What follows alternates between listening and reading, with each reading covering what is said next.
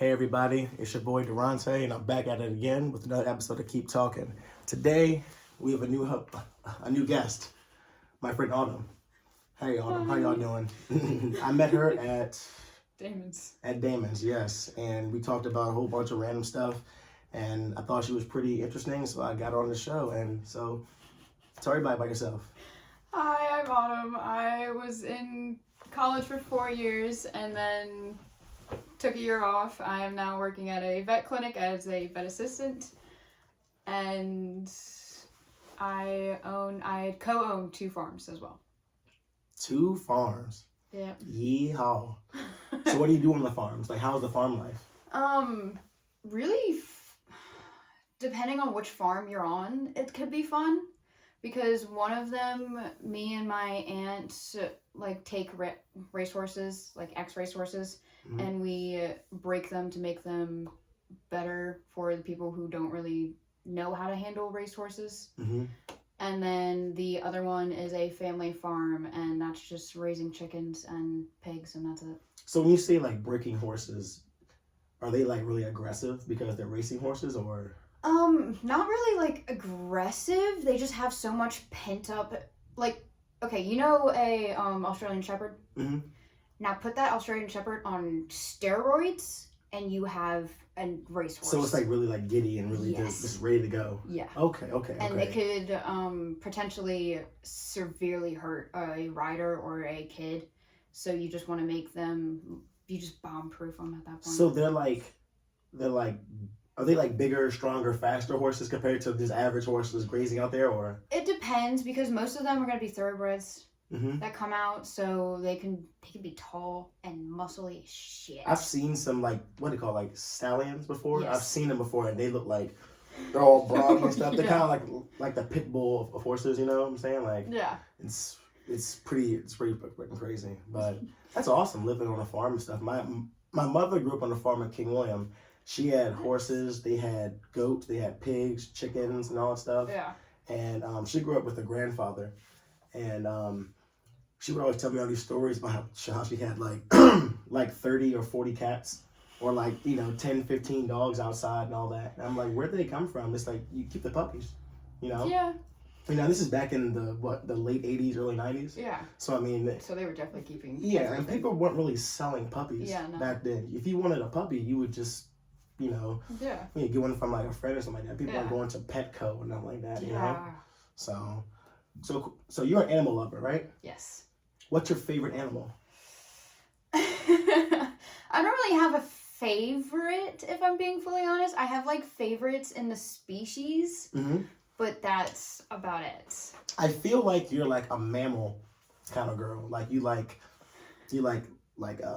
guinea pigs and cats and dogs and things like that. Like you like that kind of stuff? Yeah, it's actually kind of funny because my top 2 favorite birds are a blue heron and then a black-headed vulture. Wow. Because vultures, they get a lot of hate because they're so fucking ugly. However, They're very smart. not only that, they're absolutely adorable. Like if you see them around A dead carcass just poking at it, whatever. Yes, Yeah. and then they're like, no, and then they jump, the way that they like jump around and all that, Mm-hmm. and start like little fights. We had one at the farm for a little bit that me and my sister named Kevin, and he did a lot for us. He would mainly tell us when there was a dead animal that we couldn't figure out where, because where he was. And where he was like pecking at something, we were like, oh shit, we got a dead chicken. He got really close to us. Love you, dead animal finder. Basically. You're the Jeffrey Dahmer of birds. Yeah. I love it. Go find me another one and bring it back. Yeah. But he was just like, he was a lot of fun. And then he just wasn't there anymore. We don't know why. But you get used to that on the farm. Probably got picked off by a hawk or something. What's crazy? So, have you ever heard of a harpy eagle? Mm-hmm. A harpy, if I'm thinking They are like pterodactyls or some shit. God, yeah. I just watched a little like clip on YouTube, and some guy was in the bottom corner of the screen was like, "Have you guys ever heard of the harpy eagle?" And it showed it next to like a grown man. Yeah. And I was like, "Whoa, what the fuck? Where's that flying at?" Like, Sure. Oh, could you imagine? Just imagine. You let your cat out in the backyard one day, right? And you're like, "Hey, go out there, Bubbles." He's out there running around. All of a sudden, something comes down that size, so big when it flaps its wings, the force of the wind closes the door that you opened up. Yes. And it picks your cat up, and you're... Oh, yeah. You're like the dad in Jeepers Creepers 2. Mm-hmm. When his son got taken away, he was like staring at the sky, Yeah. like, holy shit, that's... There's some weird shit out there. When I went to the aquarium with my no good ex-girlfriend, and I got to see a Komodo dragon. Oh, those are beautiful but terrifying. Do you know what they did while we were there? What? They fed it. Was this at the Virginia Beach Aquarium. It's massive. You should go. Yeah, I haven't been there yet. We're going. Got it. We're going. It's like $22, whatever. But we watched it eat on a baby goat. So like it literally like you can go inside this little thing and go up, and you're inside this like tube, but all around you is this like little habitat. Yeah. And while we were there, we saw like the I don't know, people who worked there. Yeah. They dragged over like this like baby goat and threw it down, right? And it was laying there. You know, it was dead, obviously. It was all wet. I guess they had it like preserved, I guess. Yeah. And the damn thing literally like took off over to it, and we watched it. It was crazy. She had to like get down because she was like grossed out. Yeah. But it like opened up its like mouth and just like. Yep. And you could see it all like cramming inside of it, whatever. Yeah. And I was like, that is. It's terrifying. It is, because like if it can eat that goat, it can definitely. Oh yeah. Eat a toddler. You know, that's some. Those kids in China better not play in the woods. Honestly. You know? They're too smart for that shit. I feel like they're not even hiding in the woods or like playing in the woods. They're just doing math. You know, a lot of math. Algorithms and shit. But anyways, have you been following up on the election at all? With Kamala Harris and Trump? No, I try to stay as far away from politics as I can, honestly. So I'm gonna ask you a question. As a woman, a young woman, what do you think is like kind of like, how do I say this? What is your place in society? What do you think your place in society is?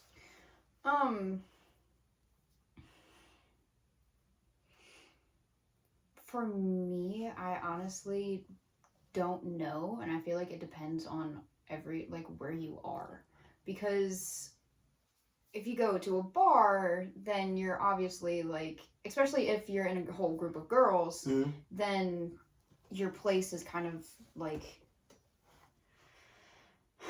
I don't know, it's hard to explain, because I feel like there is no place. Like you just are,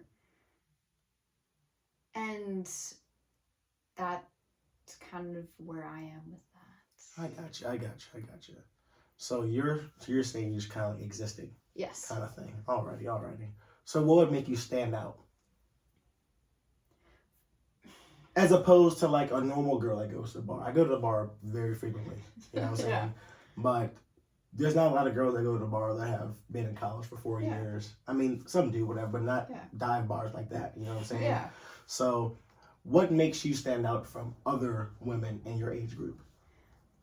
For me, I don't really think I stand out too much. I've known a couple guys that are like sitting there and saying that like my hair, the way that I act, and the freckles like make me stand out, but I don't think that anyone, unless you're wearing something like provocative, no one really stands out to everybody. There's always going to be that one person that looks at you and you immediately stand out to them. I gotcha. But it's not like, I don't think I stand out. I got you. So, with that being said, you were what, 22, 23? 23. 23 years old. A little younger. That's crazy. I just turned 30 a couple of days ago, and I'm like, man. I know. It's weird though. Like I don't feel like what I thought 30 would feel like. Yeah. You know what I'm saying? Yeah. And as I've gotten older, I've met friends that are in their 40s, 50s, and 60s, and they're just as vibrant and you know, ready to go. You know, Yeah. like as I am. You know. And with that being said, what was your first relationship? And you can be very detailed oriented because I'm gonna be oriented with mine. Yeah, let me try to remember. Oh, I was in 5th grade. Me and a guy that I had been playing soccer with for a while, and we were in the same friend groups. Mm-hmm. So we knew each other pretty well. Damn, 5th grade, you were getting it going Yeah. on the playground. Oh, my sister's 10 times worse. She had a boyfriend in 1st grade.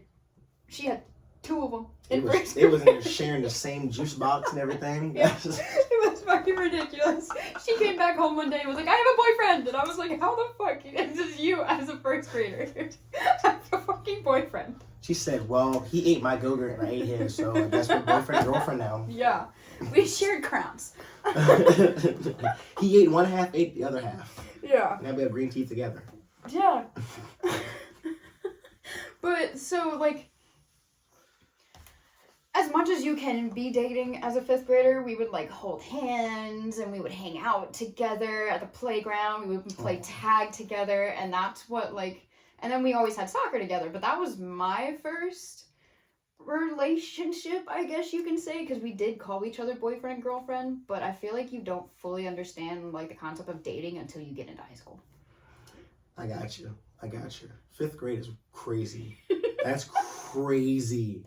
5th grade is crazy. That's like saying you stole your first Honda when you were 3. I'm just trying to like concept like you got into it and you had a little like Tommy Pickles like screwdriver and you're like a baby's gotta do what a baby's gotta do. Hell yeah! And you just drive off. That's some of your shit right there. I'm not gonna lie to you. 5th grade is crazy for the relationship. My first relationship actually was in high school. Well, I had like talked to girls online and stuff. I was way ahead of people. I was in chat rooms in like 2006. God damn, you know, I was rooms. meeting girls, you know, ASL, all that shit back in the day. Meeting people on RuneScape and, you know, getting their phone number. Oh, we live in Arizona. Yeah, did you ever go on Omegle? Omegle? Omegle. Yeah, I go on it now, but we'll talk about that like later on at the very end of the video because that is.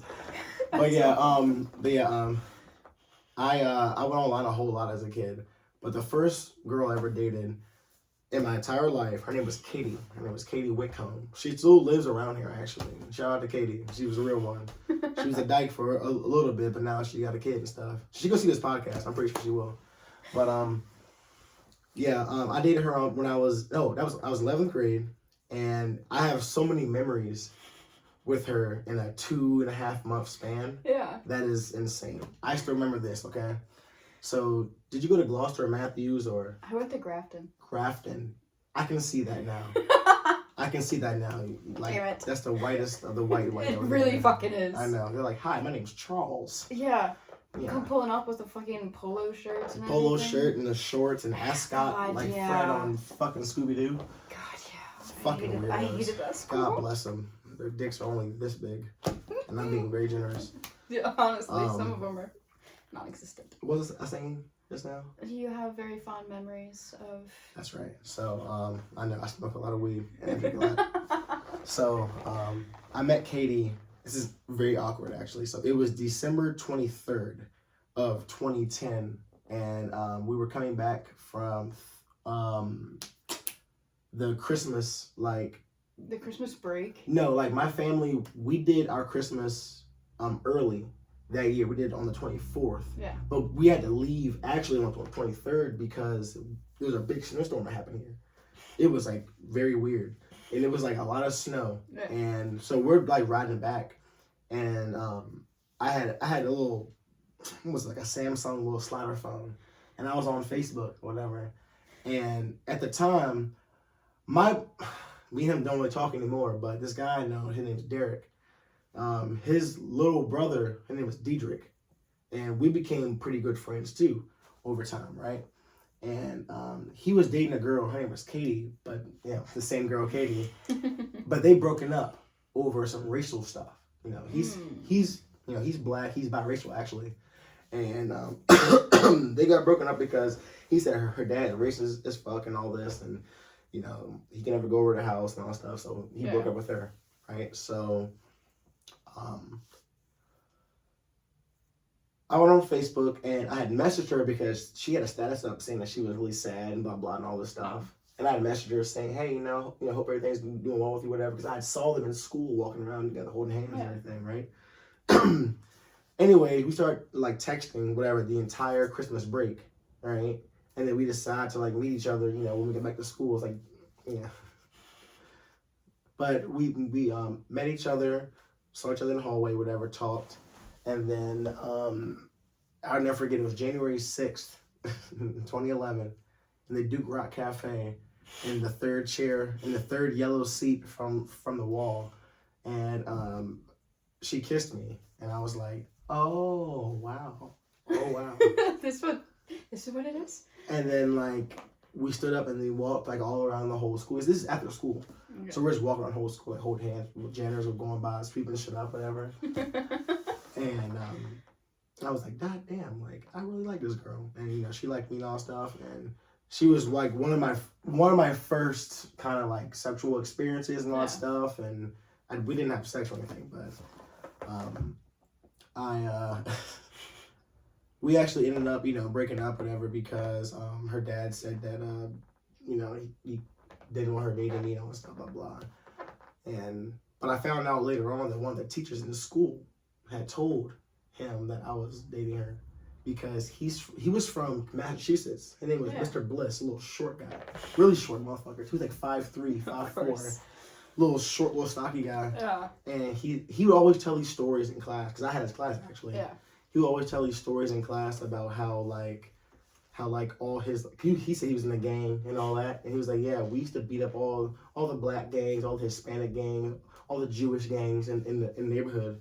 And my first thought was like, there's Jewish gangs? I just couldn't imagine a bunch of guys getting together wearing those freaking things. Yeah. Like, hey, we're gonna beat up and take all this money, Like, I was like, that's not a thing. I later found out he was actually in the Confederate Knights, like a white power kind of thing. Fuck him, Mr. Bliss. Fuck you, dude. But yeah, we ended up breaking up a lot of stuff. So that was basically how all relationships worked out in high school. Was we dated for 2 or 3 months. Their parents will find out and be like, yeah, break up. There weren't a lot of black girls around, anyways. I didn't see an attractive black woman my age until I started running track. When I went over to like Hampton and Newport News and we had track meets, I was like walking around, God damn! I'm in the wrong place. I was like, oh my God. And that's when I started to realize that like the white girls on our track team also were into black guys. The Gloucester black guys weren't what they were into. They would meet those, smart, tall, handsome guys. But I want to ask you another question, okay? Since we're on the same relationship topic, whatever. Well, it can be intimate, fuck it, whatever. When did you lose your virginity? 19 years old. 19 years old. Mm-hmm. Okay. So I was 17. I had just graduated high school. Yeah. But before I even start, you start with your story. There's not much. It's actually kind of every girl's first time is short. It lasted, I kid you the fuck not, 5 minutes, and I had a panic attack when it started happening. So I like looked at him, I said, get the fuck off of me. And he was like, what, everything okay? Because like he was an extremely sweet kid. A kid? You were fucking children? No. No. He was a really nice kid. He was about 9 or 10. I bought him. He was 19 as well. I just say everyone my age is a kid. He was a very nice person. She's fucking kids, y'all. No. She's like those teachers that fuck their students and stuff. God. That was not happening when I was in high school. Because if it was, I would have been on top of all that shit. I would have literally been like, I would have up to her, Miss Smith, you're fucking dude over there? For real? You gotta fuck me too, because he can't fuck. He cannot fuck. I can show you a thing or two, bitch. I promise you I can fuck. show you. You see this?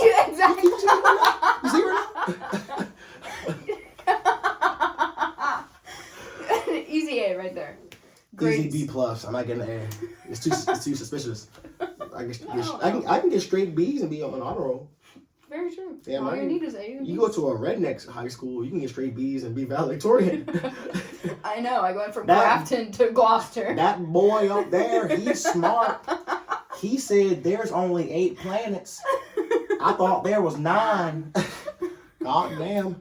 He's a math whiz. Plato. He sure is. I call him the Black Plato. Sure do.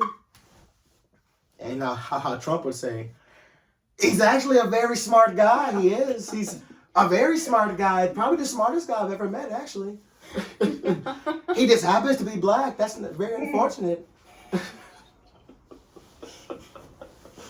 So my first time was I just got a laptop for when I had graduated high school. Yeah. I graduated high school as a virgin.